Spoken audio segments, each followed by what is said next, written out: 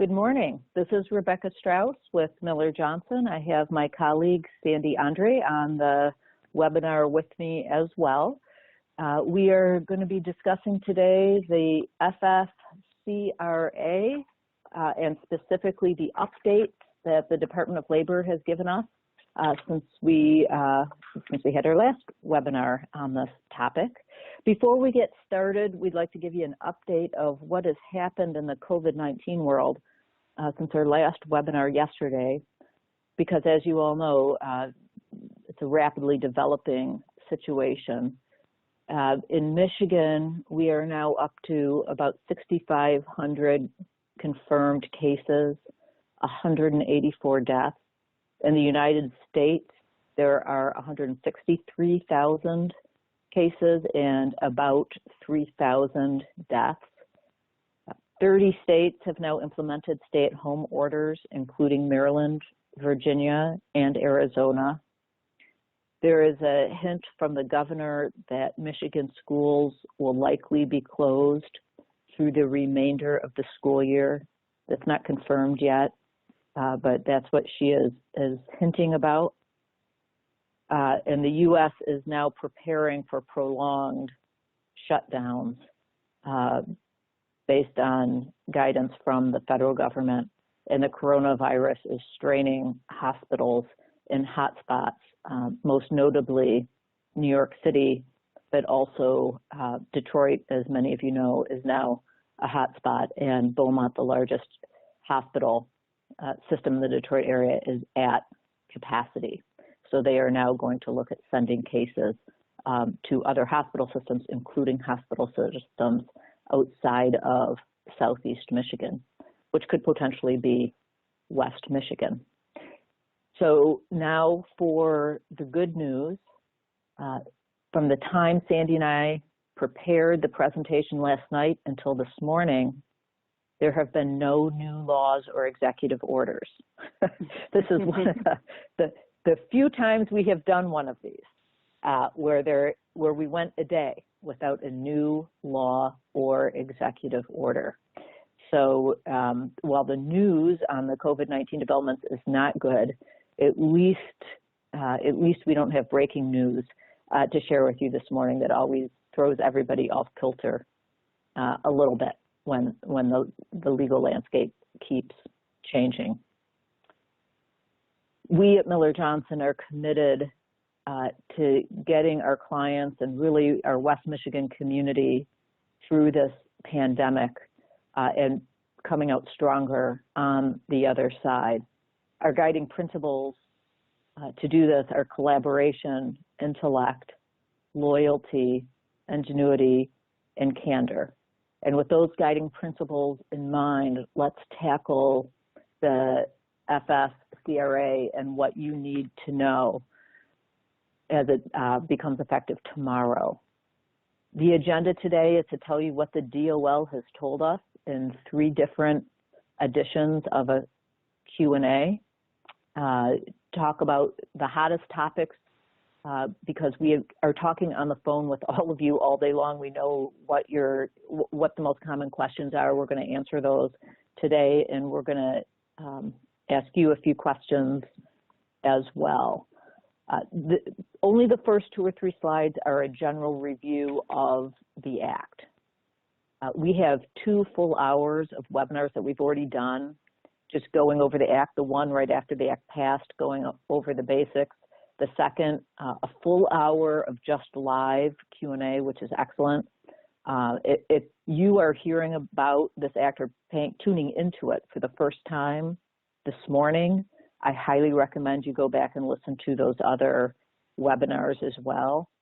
Today's webinar is getting into the details and the nitty-gritty, right, of what you really need to know when you're bringing questions before tomorrow. Next slide, please. One of the most important aspects of the FFCRA is that it applies to employers of 500 or less. And we're going to break that down in a few slides, what that means, how to count your employees. But I want to say it up front because there is some confusion. We are still getting some calls from larger employers asking about the Act. It applies to employers of 500 or less. If you're on the phone and your organization doesn't have 500 employees or less, or better, you have 501 employees or more, you are welcome to spend the next hour with us. We're happy to have you here, but most of this is, or all of it is probably not relevant to you, okay? There are two paid leave components of the Families First Corona Response Act. There's a 2-week emergency paid sick leave, okay, 2 weeks, and then there is expanded FMLA. So FMLA, as all of you probably know, is generally 12 weeks, and it is expanded because it requires the latter 10 weeks to be paid and also covers reasons that are not covered by the original FMLA, and it becomes effective tomorrow, okay, tomorrow, April 1st. Next slide, please. So we're going to begin our review of the Act just in a few slides. Let's talk about the paid sick leave first. There are 6 qualifying reasons that your employee can be eligible for paid sick leave.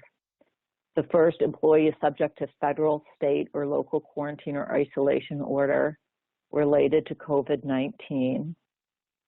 We're going to talk about this in some slides later, but spoiler alert, because this is an issue that comes up over and over with our clients, we're going to repeat it over and over.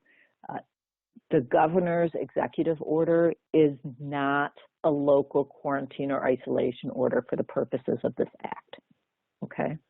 The second reason, employee has been advised by a healthcare provider, HCP, to self-quarantine due to concerns related to COVID-19. The employee is experiencing symptoms of COVID-19 and is seeking a medical diagnosis. Next slide, please. The employee is caring for an individual who either is subject to quarantine or isolation order related to COVID-19 or has been advised by a healthcare provider to self-quarantine.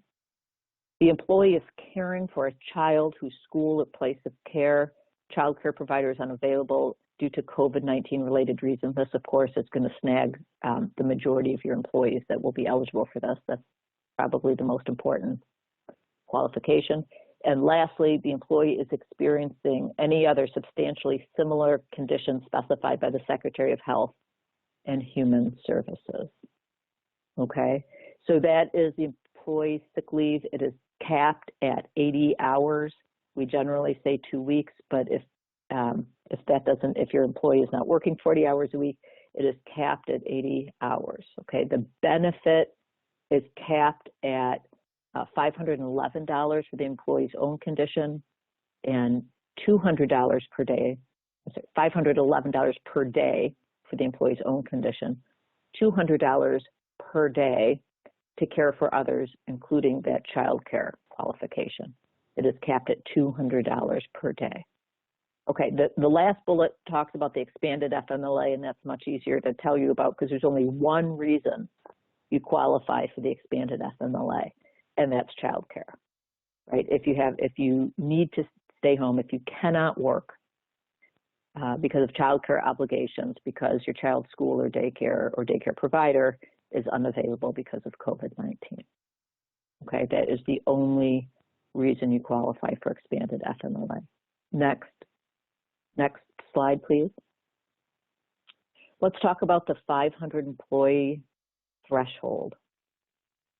We look at a snapshot at the time your employee's leave is taken. And now let me just preface this slide and all the rest by saying these are all now taken from the Department of Labor's current question and answer document giving us guidance on these issues.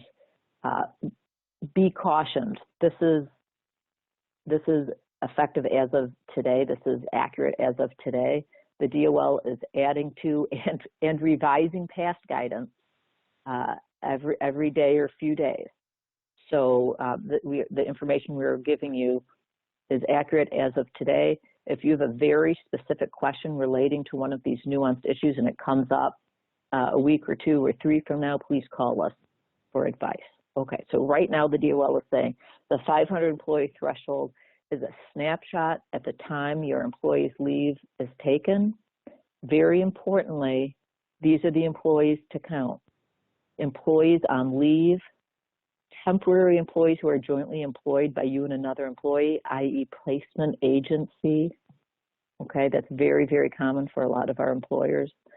Day laborers supplied by a temp agency, joint employers, joint employees. If you're a joint employer with another employer under the Fair Labor Standards Act, those employers, joint employees, are counted in the integrated employer test under the FMLA. That's existed for a long time now. Let's talk about employees on leave, and let me give you a real life example that's happening all across West Michigan. 3 weeks ago, you had 600 employees. Tomorrow, you have 100 employees because you laid off 500 because of the governor's executive order or because business dried up. Okay, so do you have less than 500 employees for the purposes of this act? The answer is, it depends how you laid people off. The DOL is clear that if employees are on some sort of temporary leave situation, they're still counted. So if you did a temporary layoff or furlough or something like that, you still have 600 employees as of today, and you don't qualify as a covered employer under this act. If you terminated the employment relationship completely with those folks, you may now qualify. So if you have a question about that, please let Sandy or I or Eddie Miller Johnson, lawyer, know, and we'll look into that for you. You do not count independent contractors for the purpose of this test. Next slide, please. Let's talk about what it means to be unable to work. Because again, you only qualify if you are unable to work. You are unable to work if your employer has work for you, and one of the 6 COVID-19 qualifying reasons under the paid leave prevents you from being able to perform that work, either under normal circumstances or by means of telework. Okay, so if the employer has work for you, in other words, they're still up and running and could use you, but you can't work because of the illness reasons or because you have to care for your child, then you qualify. Here's a question I got last night, and that all of us here at Miller Jobs have gotten many times. What about teleworking? Okay, the DOL says if your employer permits teleworking, but you are unable to perform those tasks or the work required because of a COVID-19 reason, you qualify for this leave. Now let's take the flip of that. What if you can't work in the office, but you can work from home? If you can work from home, you do not qualify for either of these leaves, right? The expanded FMLA or the paid sick leave, because you can still work. You're just doing it from home. Frankly, like Sandy and I have been doing since last Monday. We are still working, we're just doing it from home, right? That's a big issue, particularly with the child care. If your employee can take care of the children while working from home, then they don't qualify for these benefits. To the extent, now I'll just say it again, we get this question all the time. To the extent that an employee is able to telework while caring for his or her child during the school closures, leave is not available. The question you will all get very soon, like tomorrow, is tomorrow employees with children, school-age children, will tell you they cannot work because their child's school was closed. The question for you will be, well, how have they been working the past 2 or 3 weeks then? Right? Hasn't the issue been the exact same? You will have to work through that. You can call us for advice. It's going to be very fact specific.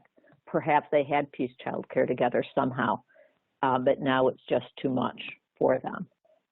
Perhaps, you had all agreed that because of childcare obligation, they really wouldn't be working or be working reduced hours up until now. So maybe that explains it. part of your answer may depend on how badly you need that person to work right now, whether how you're going to interpret the request for leave because of childcare concerns. Next slide, please. Let's talk about intermittent leave. This was a question when the Act first came out, and that Q&A webinar, this came up, and I believe Jeff or Kathy their answer was, we don't have any guidance on this, so we can't tell you for sure, but we think it will be permitted. Then the DOL came out with guidance that said, yes, it is permitted, but with some restrictions. So intermittent leave is, under either of these paid leaves, is permitted if the employer agrees, and it's for the care of a child whose school or place of care is closed because of COVID-19 reasons. Intermittent leave is not permitted for, I can read them, but just to save time, all of the other COVID-19 related reasons that mostly have to do with illness. Next slide, please. So if you've been advised, if your employee has been advised to quarantine, if they're experiencing symptoms and seeking a medical diagnosis, any of those other reasons, intermittent leave is not permitted. It's only permitted for childcare reasons. Next slide, please. Actually, we can skip ahead to the next one after that. Let's talk about documentation. This was one issue, again, where we gave advice but said, let's wait to see what the DOL says, and now the DOL has spoken. Now that the law is effective tomorrow, you all need to pivot, to think about documentation, because you will start getting requests for leave. We have developed leave request forms. Please contact us for help to get you an appropriate leave request form or forms for your business. Here is what the DOL has said about documentation.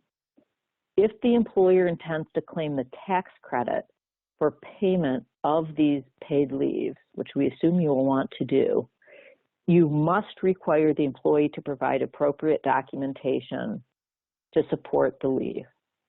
This means you need documentation showing the employee's name, identifying the qualifying reason, a statement that the employee is unable to work, the date leave is requested, and you need to keep that documentation in its records for when you claim the tax credit.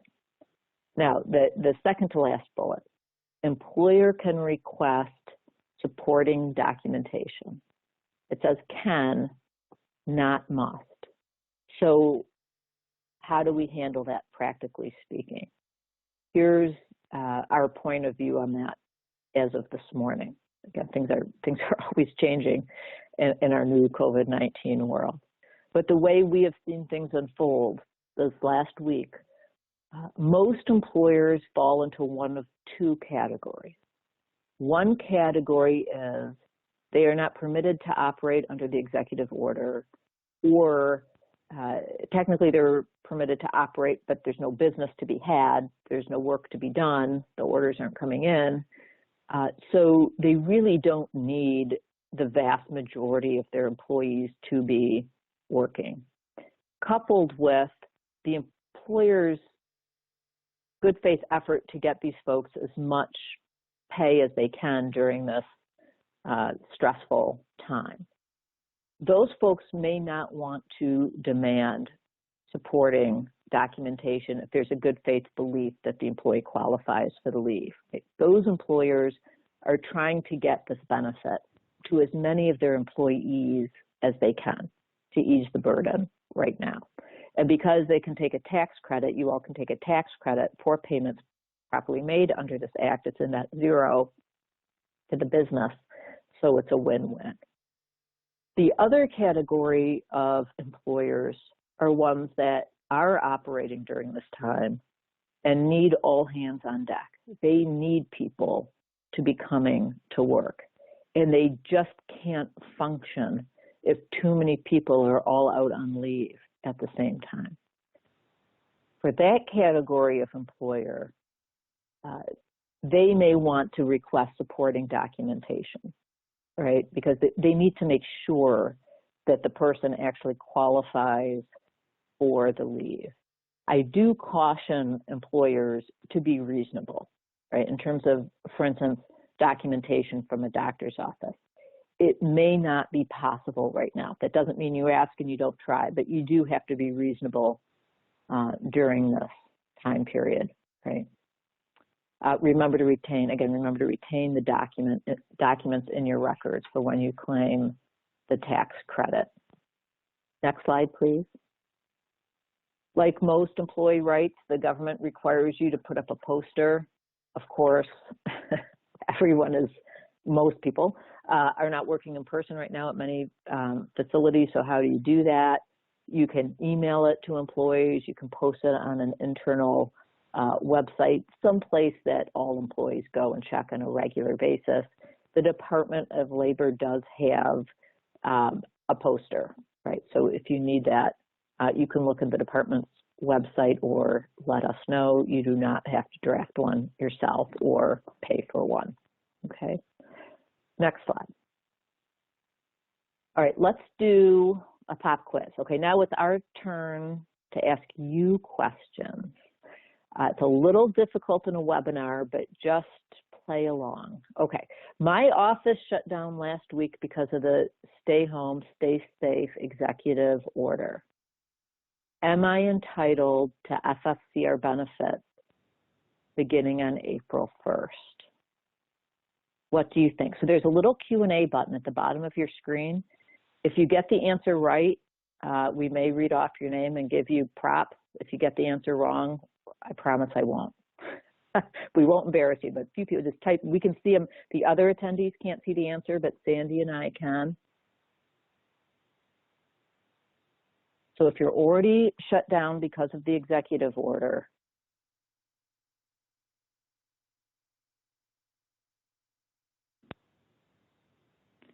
right, and I'm going to pick on Dorothy Griswold because we know Dorothy. Dorothy, you are right. Andrea Richards, right. Brian Madison, right. Okay, you can stop answering. We're up to 80 answers.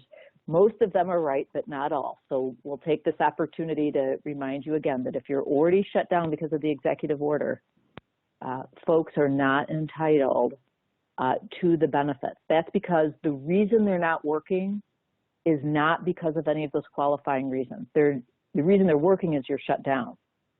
That's why they're not working. They're not working because they're not able to work because they have to stay home with children or they have COVID-19 symptoms. They would be home anyway. 10, we've gotten this question several times.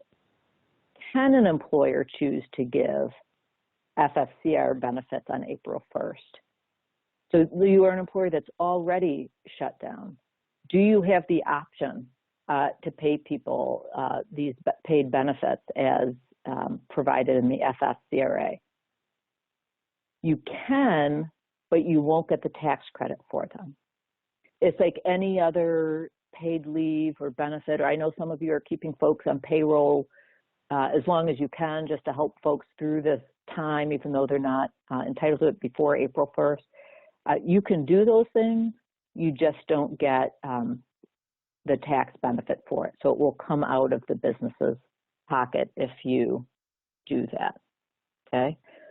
What about a lot of employers, at least up until the end of last week, a lot of employers were shut down or knew they'd be shutting down, but we're keeping people on payroll just to make it to this April 1st effective date, right? So that they and their employees could take advantage of these new benefit laws. That was a well-intentioned strategy, but ultimately it will not be successful because if folks already are not working, or if you're maybe you kept them working, but as of tomorrow you're planning on shutting down the facility because there's no work, folks would not be entitled to the benefits under the FFCRA. Okay, next slide, please. These are the answers from the Department of Labor, so you know it's not just my opinion, it's Sandy's opinion that's telling you these things. The Department of Labor in their Q&A says, if you send home for lack of business or because you were required to close or limit operations, the employee is not entitled to the benefits. Let's dig into that just a little bit deeper. What if you close while an employee is on one of these paid leaves? What if someone's on paid leave as of tomorrow and you close a month from now? You pay the employee through the time of closure, but as of the date the employer closes, the employee is no longer entitled to those benefits, okay? If you reopen and resume work, the employee is entitled, is eligible for paid leave at that point. Okay, next slide, please. Let's talk about how unemployment interacts with FFCRA paid leave. A lot has changed in the last 3 weeks, right? We now have new paid leave. We also have incredibly expanded unemployment benefits, which really changes the game for employers. So the point of this webinar is not unemployment. Our colleagues, Marcus and Keith, did a fantastic webinar yesterday just on the new unemployment, and that is recorded on our website, and you can go back and listen to that. But I'm just going to go through the very, very basics. Unemployment is usually state specific, and the way it works is the employee is required to report earnings. Earnings include paid sick leave, vacation, and now expanded FMLA and all the rights under the FFCRA.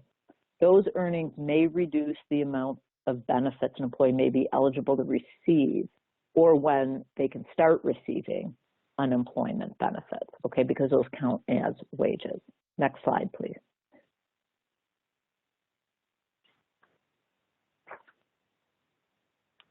Michigan has expanded its rights to unemployment as follows. You can now be eligible for unemployment if you are on a leave of absence for any of these reasons in these bullet points: self-isolation or self-quarantine in response to elevated risk from COVID-19, displaying symptoms of COVID-19, having contact in the last 14 days with someone with a confirmed diagnosis of COVID-19, needing to care for someone with a confirmed diagnosis of COVID-19, and family care responsibility as a result of a government directive. Okay, that would be the closing of child care centers and schools. The federal expansion under the CARES Act, which was passed on Friday, provides an additional $600 per week. So Michigan benefits max out at $362 per week. So assuming someone maxes out at $362, which many full-time employees do, they will now get $962 a week in unemployment. The federal government has extended this benefit to employees who exhaust the state, who run out of state benefits. They've extended it to individuals who are not normally qualified for unemployment benefits, such as self-employed folks, independent contractors, gig workers, etc. Next slide, please. Okay, so this is our last quiz. I'm going to ask you this time not to answer in the Q&A portion because it's kind of a multiple choice. So it doesn't work so easily. But I am going to pause to give you a moment to think about what your answer is, or maybe write it down on a piece of paper and then just be honest with yourself if you got it right. Okay, let's assume it's April 3rd, so a little later this week. An employee comes into your office and tells you he cannot work for childcare purposes, right? His child daycare has closed. He needs to take care of his child. He cannot work, even telework, because of that, okay? And let's just assume that he's got the documentation, or he's got a very reasonable explanation as to why that's happening as of April 3rd and not before. Okay, so you just heard me describe emergency paid sick leave, expanded FMLA, unemployment.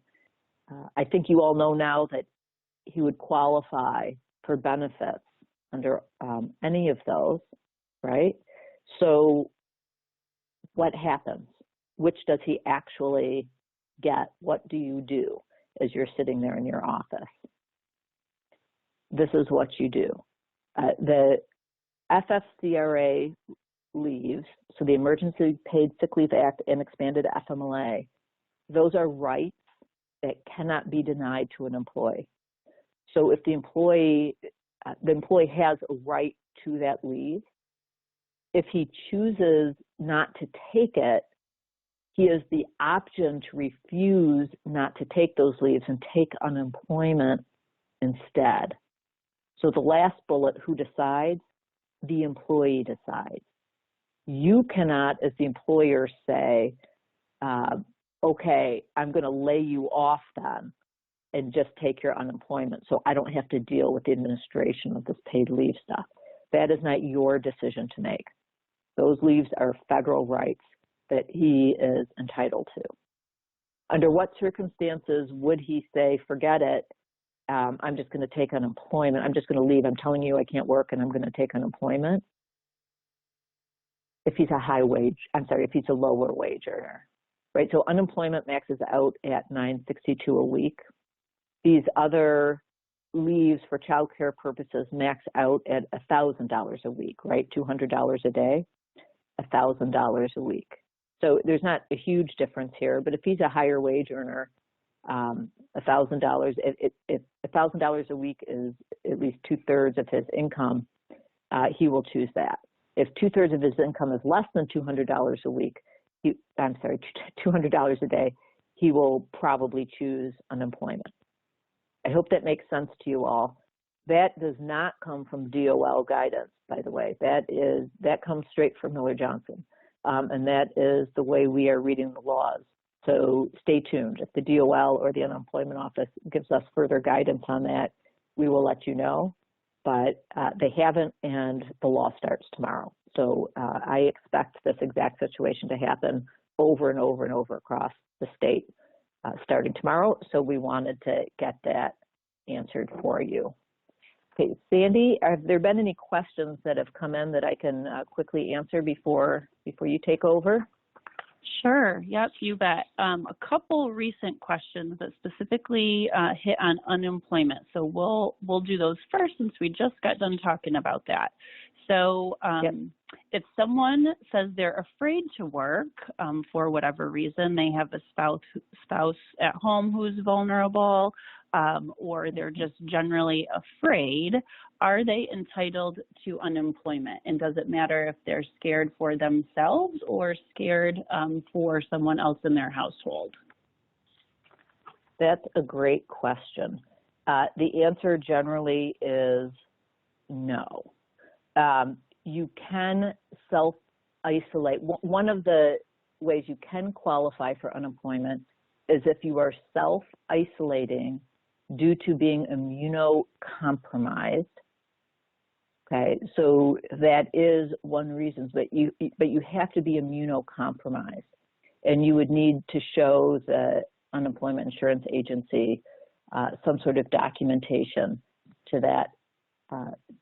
So to the extent that you have a medical condition that puts you at risk, possibly, depending on if you can prove that to the UIA, having a family member at home would not qualify, and just a general sense of fear or trepidation, or there's just a lot of social pressure right now, right? Stay home, stay safe. If it's a generalized fear like that and you have work for them, they would not qualify for unemployment. Okay, good. And stepping away from unemployment for a second, going back to some of the qualifying reasons for FFCRA. So if our organization is closed right now, but we are allowing employees to work remotely, yes, when at all, are those employees eligible for paid leave benefits under FFCRA?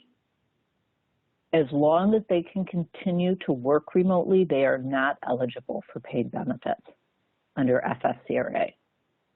If they can work remotely, they can work. Okay? The federal government is not concerned about whether you were doing it on site or from home. That is a meaningless distinction for the purposes of this act and for the benefits. So if you can put in your hours at home, you do not qualify. Let me expand on that just a tad, because the DOL does talk about adjusted work hours. And let's just assume the employee is supposed to be working 8 hours a day. If you can continue to work 8 hours a day from home, but need to adjust the hours. Maybe you're working 8 to 12 in the morning and then 6 to 10 in the evening, and that is okay with your employer, that means you can still work and you are not entitled to benefits. Your employees won't be happy with that answer, but that is the answer. Okay, any other common questions, Sandy? Okay, it looks like just one more question, specifically asking about the 500 employee threshold. Can we clarify if that is based on FTE or headcount? FTE. Well, let me pause on that actually. Under the Small Business Association loan, it is FTE, and that was where it was focused earlier today. I think it does include, that's headcount. Yep. That's headcount, so it includes part-time folks as well. That's a good question, and thank you for allowing us to clarify that for the entire group on the webinar. That is different than the 500 employee test for getting some new loans under the CARE Act. Okay, it's a different test. Okay, Sandy, you want to take it away? Yes, ma'am. Okay, next slide, please. Okay, so continuing on some of the new nuggets that we have learned from updated Department of Labor guidance. So they clarified some of these questions about health coverage continuation and how that works under expanded FMLA and emergency paid sick leave. So under expanded FMLA, right, if the employer is providing group health coverage that the employee has elected, the employee is entitled to continue that group health coverage during the expanded FMLA on the same terms as if the employee had continued to work. So just like what I would call my own shorthand of regular FMLA, right? So that same process. Under emergency paid sick leave, a little bit different. We actually turn to HIPAA for some of our guidance on this.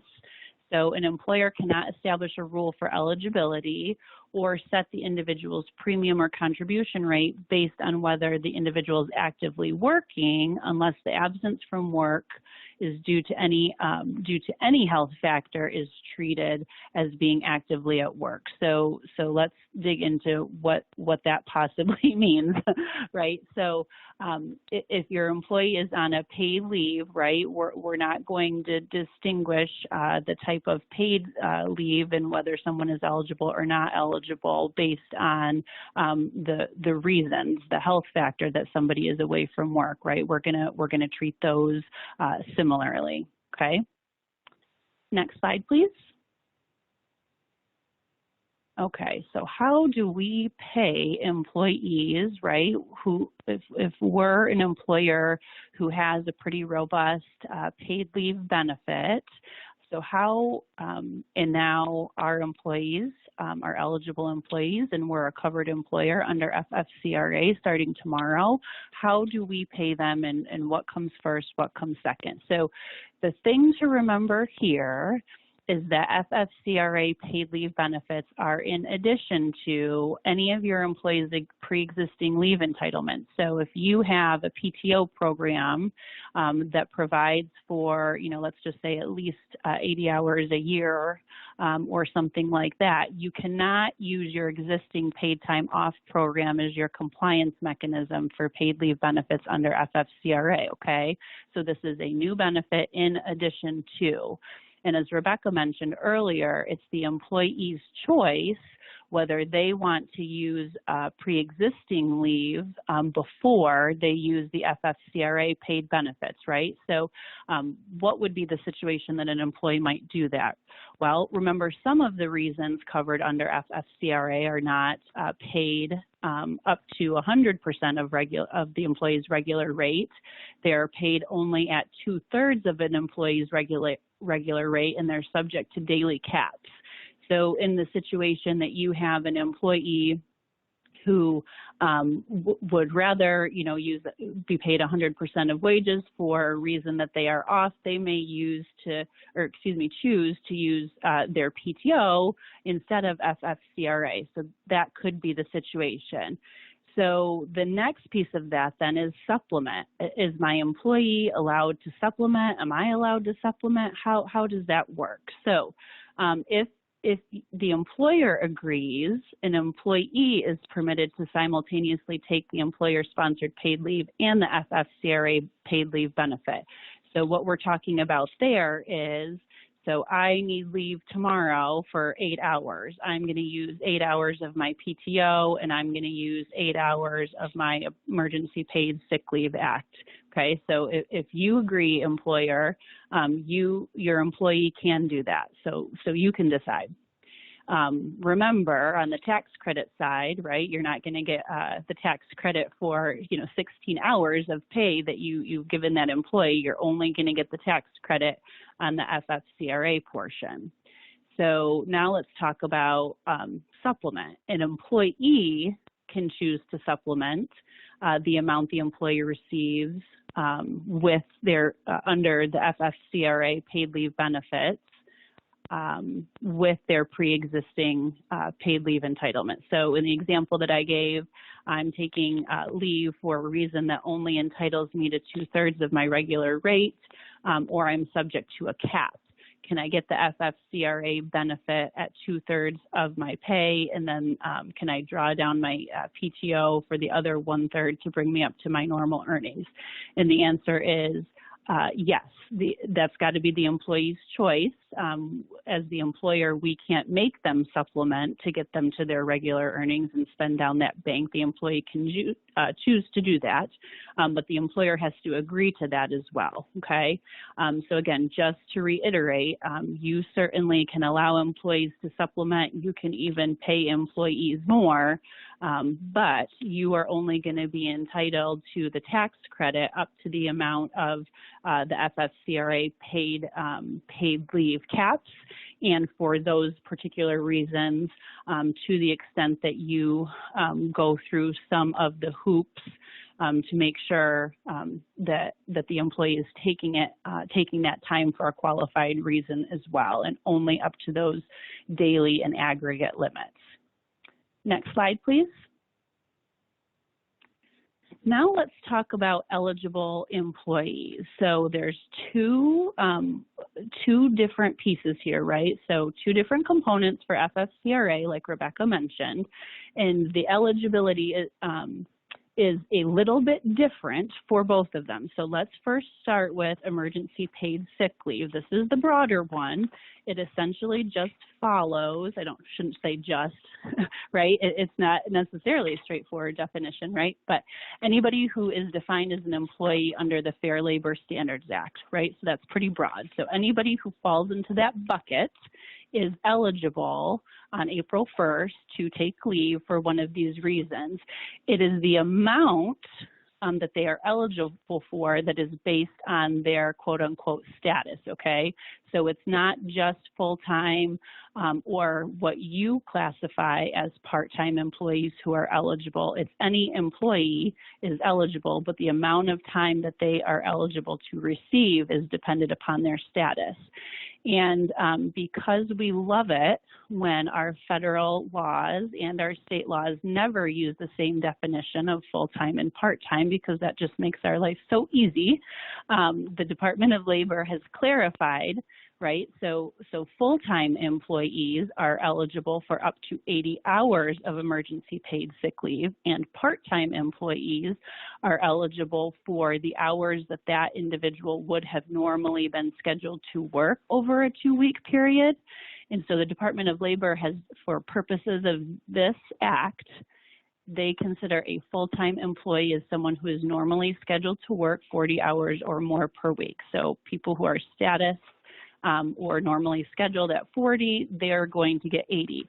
And then everybody who's working less than that, if they are considered an employee under FLSA, they are eligible for the amount of time they're scheduled to work over a 2-week period, okay? And we'll remember our caps here, $511 a day for the employee-related conditions, right? Those reasons 1 through 3, and $200 a day cap for care of others, those reasons 4 and 5 and 6.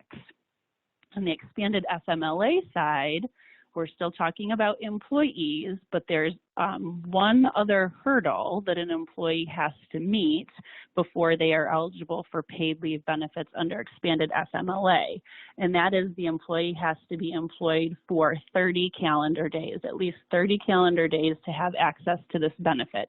So under regular FMLA, we remember that we have, 12 months and hours and all of those pieces. So that part does not apply to expanded FMLA.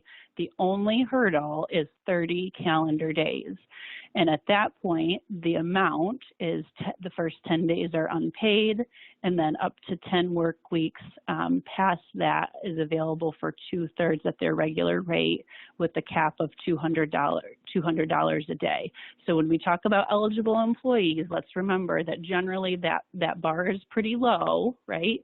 For both of them, it's not based on hours worked, which we're used to thinking about for some of our state paid sick leave components and regular FMLA. Remember that those definitions don't apply to these paid leave benefits under FFCRA. Okay, next slide, please. Okay, and so a lot of questions regarding the expanded FMLA plus what I'll call regular FMLA. Is expanded 12 more weeks in addition to all of the regular FMLA reasons? And so the DOL clarified this for all of us. So it's a total of 12 work weeks for FMLA, including those expanded FMLA reasons, right? So they don't run consecutively. It's a 12-week total entitlement. So if you are an employer covered by regular FMLA, right, so we're talking about a different threshold for you as a covered employer, prior to 4/1, and you remain a covered employer under expanded FMLA starting on 4/1, your employees, their eligibility for expanded FMLA will depend on how much leave they've already taken during your 12-month period that you use for regular FMLA, okay? So a total of 12 work weeks for both together. But remember that expanded FMLA is available only until December 31st, 2020. So thereafter, only regular FMLA applies. So, right, so as we look into the future, as we look at January 1st, 2021, all of the COVID-19 reasons under expanded FMLA and the benefit under emergency paid sick leave, those sunset. And from that point forward, we go back to our definitions for covered employee and covered employer under the regular FMLA and those serious health condition, birth and bonding, those thresholds for regular FMLA going forward, okay? Next slide, please. So this is a question that the DOL has provided some guidance on, and so let me talk about it a little bit. So in the FFCRA, you'll remember that for both emergency paid sick leave and expanded FMLA, there is some mention that, quote, healthcare providers and emergency responders could be excluded from eligibility, okay? So the threshold is a little bit different. In one paid leave provision, it's the employer who can choose to exclude these individuals. In the other provision, it is Congress who can set these exclusions, okay? So I want to talk about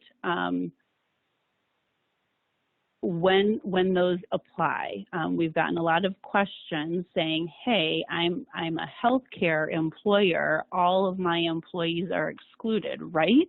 So let's talk about those.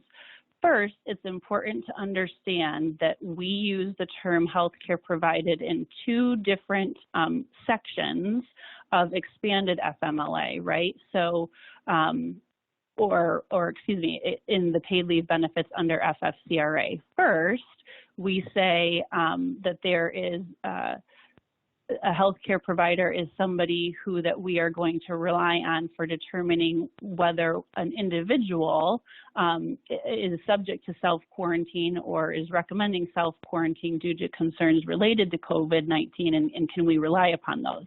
And so if we think about our obligations under, regular FMLA, we talk about who's the person that's completing that medical certification, right? So we kind of default in that situation to our regular FMLA certification definition. So, physicians, nurse practitioners, physician assistants, those folks are the folks that we can rely upon if they are telling our employees, hey, you need to self-quarantine under my advice. So that's the threshold there, not a difference there. However, for purposes of who can be excluded, right, by your employer or who can be excluded from benefits under emergency paid sick leave and expanded FMLA, that definition is very broad. And I'll have you go to the next slide, and you're going to see the laundry list here of who this may include. And so I'll draw your attention to the fact that it says anyone employed by any of the following entities. So we're talking about healthcare provider here, a doctor's office, a hospital, a healthcare center, a clinic, post-secondary educational institution offering healthcare instruction, a medical school, a local health department or agency, a nursing facility, a retirement facility, a nursing home, a home health provider, any facility that performs laboratory or medical testing, a pharmacy, or similar institution, employer, or entity. Next slide, please.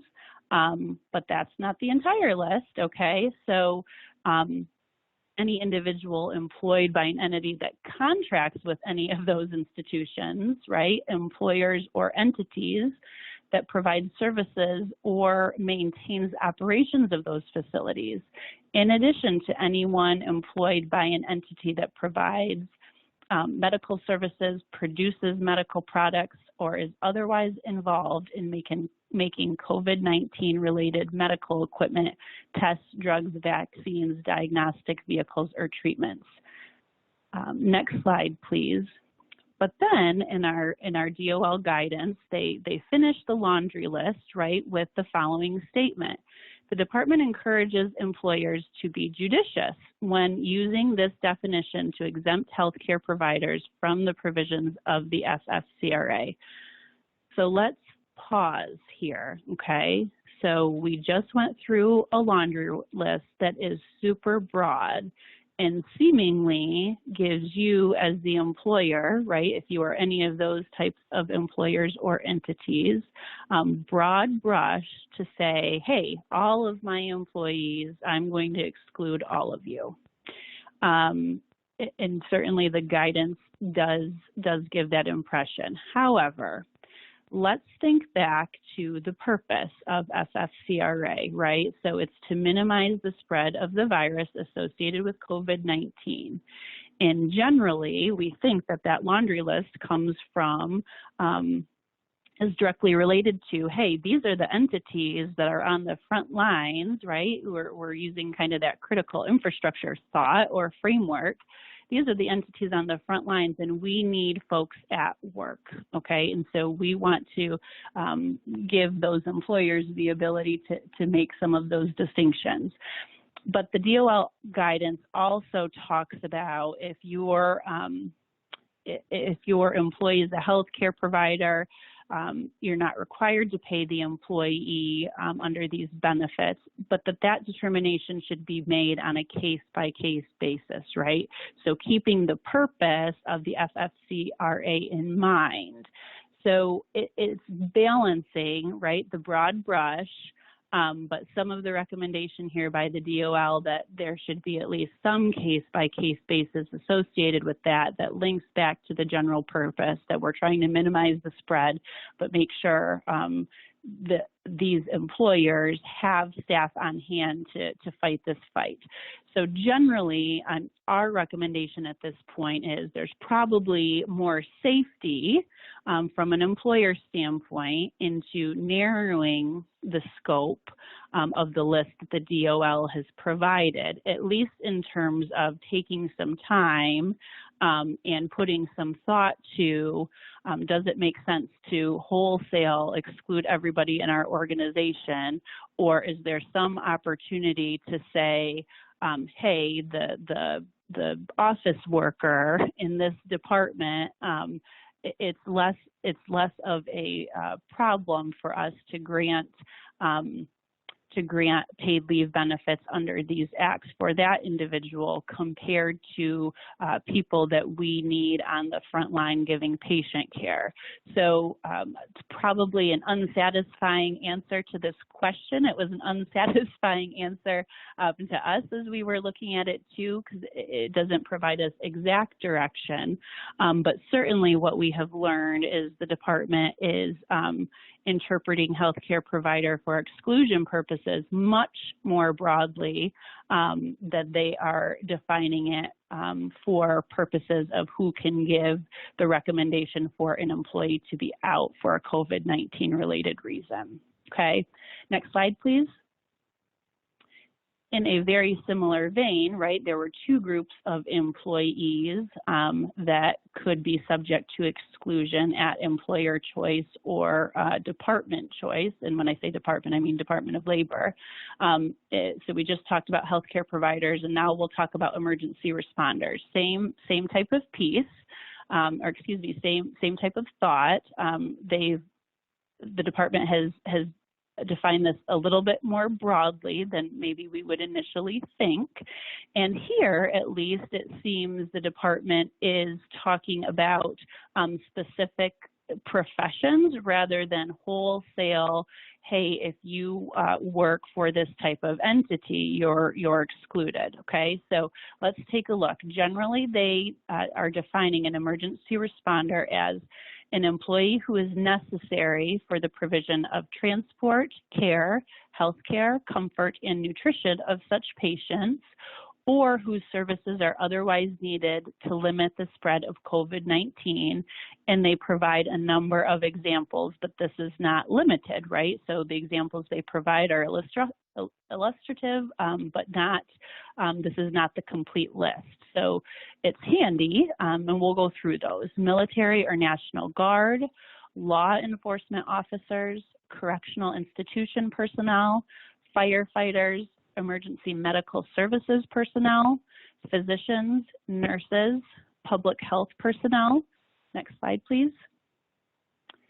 We'll continue the list. Emergency medical technicians, paramedics, emergency management personnel, 911 operators, public works personnel, and persons with skills or training in operating specialized equipment or other skills needed to provide aid in a declared emergency, and individuals who work for facilities employing any of these individuals and whose work is necessary to maintain operation of the facility.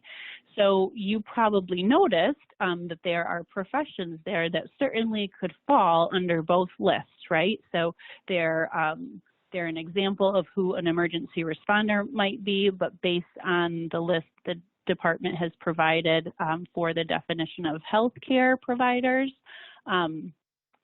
they could fall into that list as well, and you are not wrong. That is correct. So next slide, please. But similar to the conversation we just had about healthcare providers, right? Remember that the department is encouraging employers to be judicious when using those definitions. And so again, we want to think about, right, the purpose of the act is to minimize the spread of the virus. And go back to some of the DOL guidance that talks about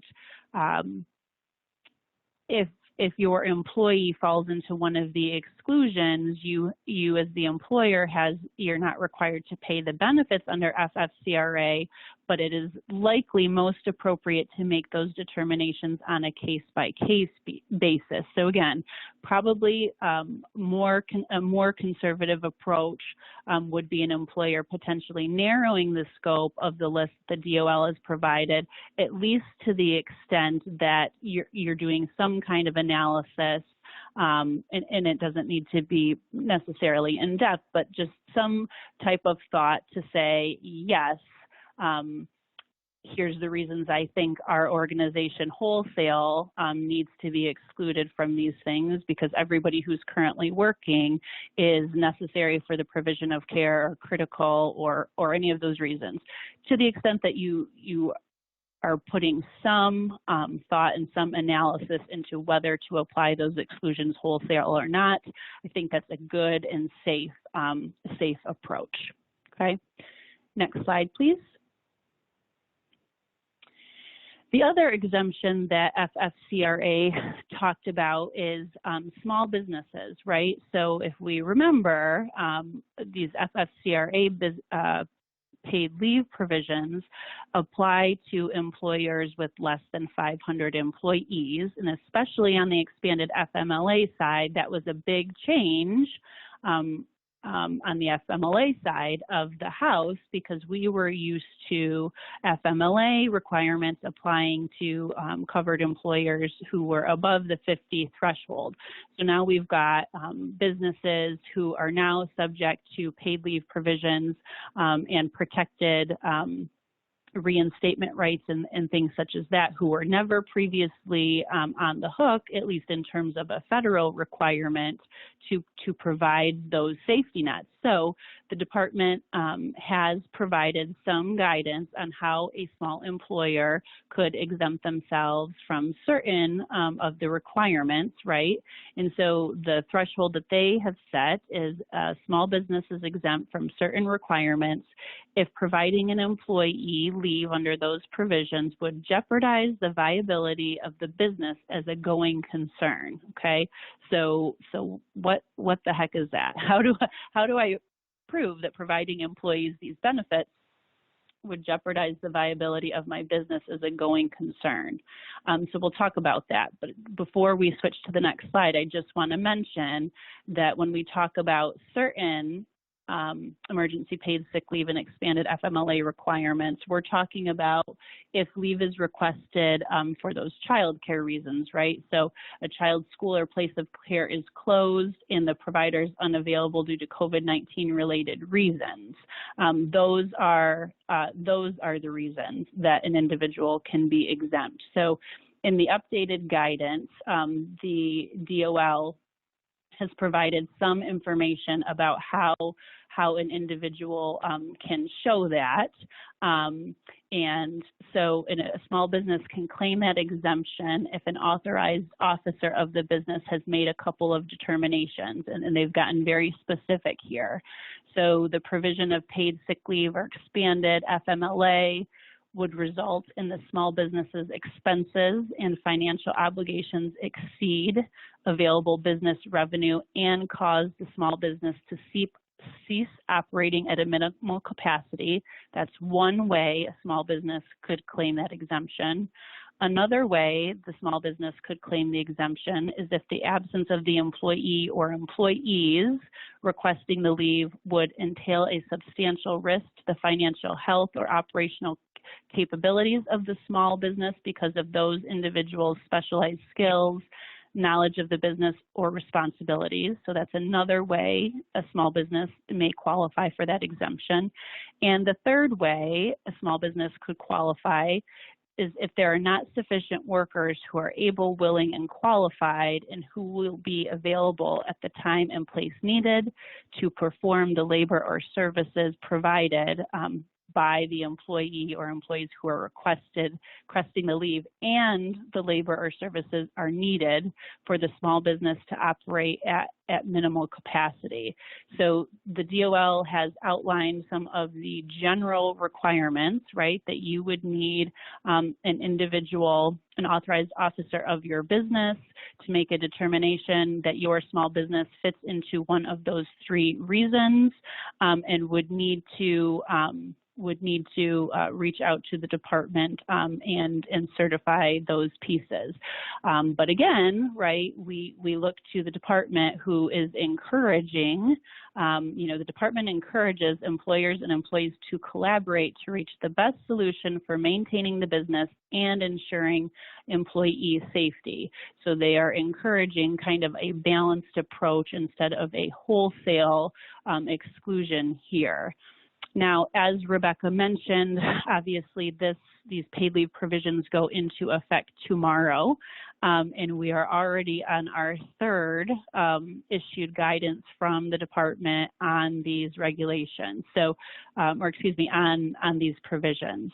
So we fully expect some of those to continue to develop, and we will be monitoring that very, very closely, and we'll push out some of those updates to you as we know them, certainly in the areas that still remain pretty gray, right? Pretty gray for us to understand, okay, exactly how does that work, or those pieces. So we will be monitoring those things and pushing those out to you.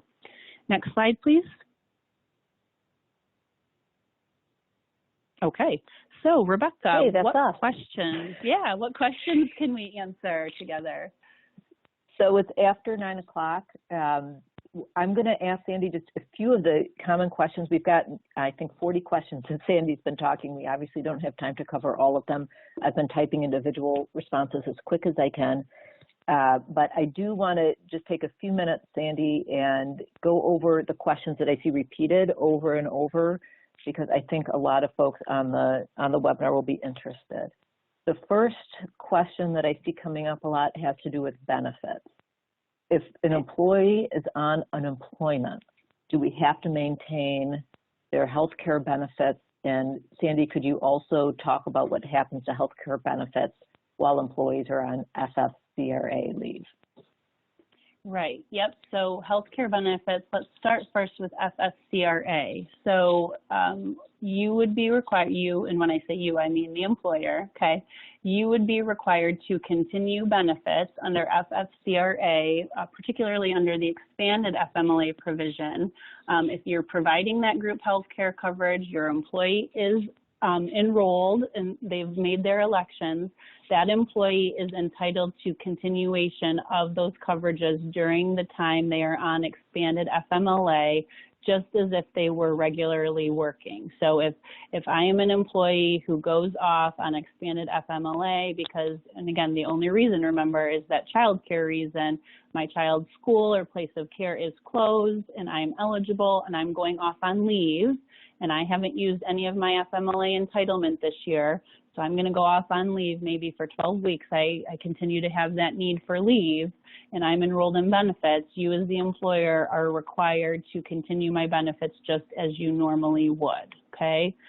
On the emergency paid sick leave side, essentially you are just required to follow your general rule for eligibility, whether the employee stays in or out, and the premium that the employee pays as you would for any other type of paid leave benefit, right? So if you've got a rule that says as long as you've got enough PTO to pay yourself while you're off, we deduct your employee contribution, for the time that you're gone. All of those pieces remain the same as it applies to emergency paid sick leave. But remember that emergency paid sick leave is only 2 weeks, right? So only 2 weeks in length. So, and is for all of those other covered reasons, 5 additional reasons that expanded FMLA does not apply.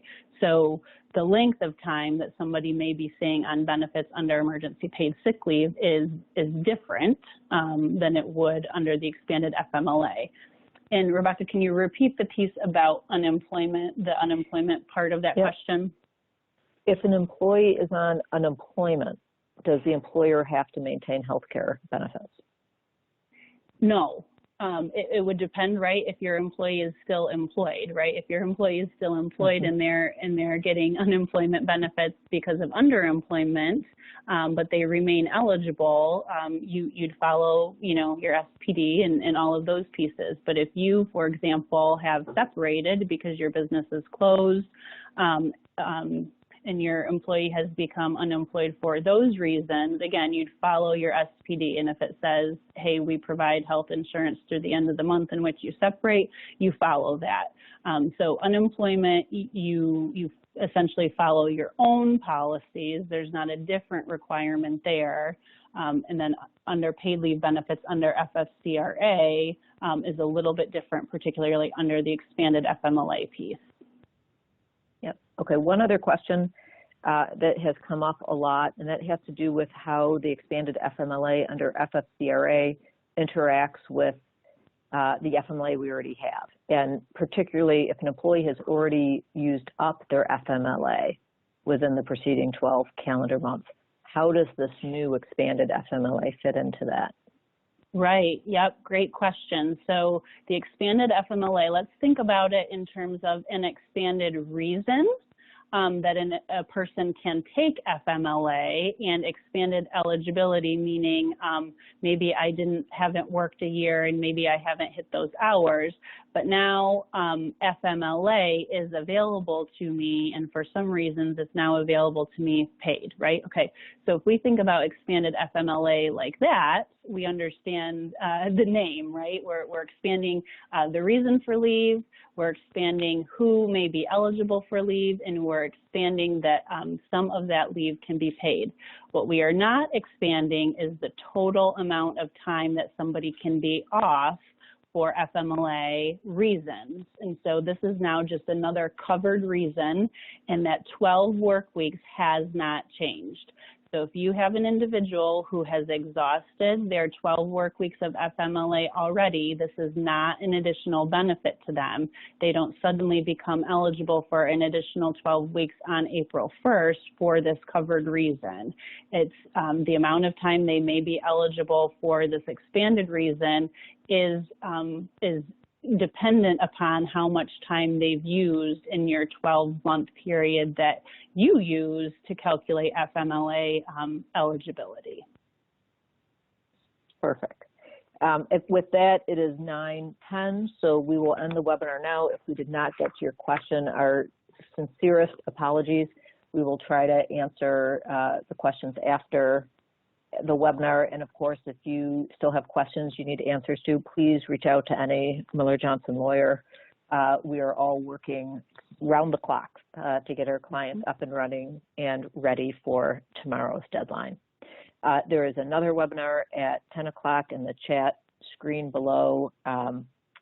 We mentioned it's the CARES Act Part 2 at 10 a.m. There was one yesterday. There's another one today that mostly has to do with the loans and the business loans available under the CARES Act, but also touches upon expanded unemployment under the CARES Act.